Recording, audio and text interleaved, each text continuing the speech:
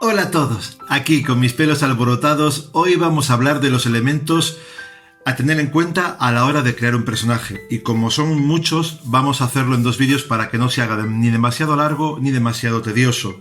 Pero es importante conocerlos. A la hora de crear un personaje hay que tener en cuenta, como he dicho antes, ciertos elementos. El primero de ellos es la descripción física del personaje. Estatura, peso, rasgos físicos y faciales, color del pelo, etc. El elemento gestual también es importante.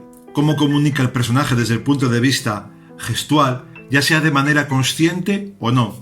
También cómo se mueve, si tiene algún tipo de tic, de TOC o algún otro trastorno, etc. El elemento lingüístico, aquí incluyo el idioma, el dialecto, la jerga con todos sus acentos, los signos también o pictogramas que puede utilizar el personaje. También es importante el elemento histórico vital, y con ello me refiero a cuál es el pasado del personaje.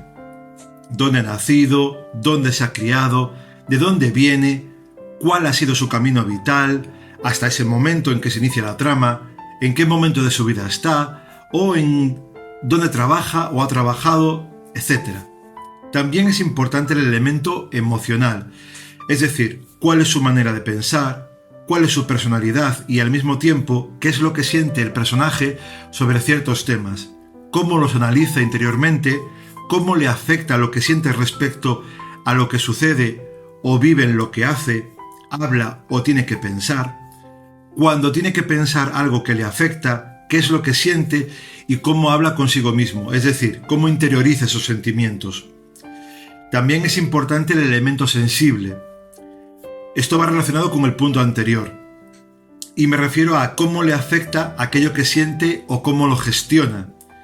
En ocasiones, la personalidad que muestra el personaje no tiene que ver con la que muestra a los demás personajes, ya sea desde el punto de vista sensible y o emocional, y lo hará para protegerse o para que no le afecte por las razones que sea. En el siguiente vídeo seguiremos profundizando en los elementos que tenemos que tener en cuenta para crear un personaje. Pero como vemos, no es tan sencillo crear un personaje como algunos puedan pensar. Hay que trabajarlo bien para que tenga coherencia, pero sobre todo para que transmita al lector y tenga credibilidad, tanto para la obra como para nosotros como escritores, como para el propio lector. En el siguiente vídeo seguimos profundizando. Un saludo.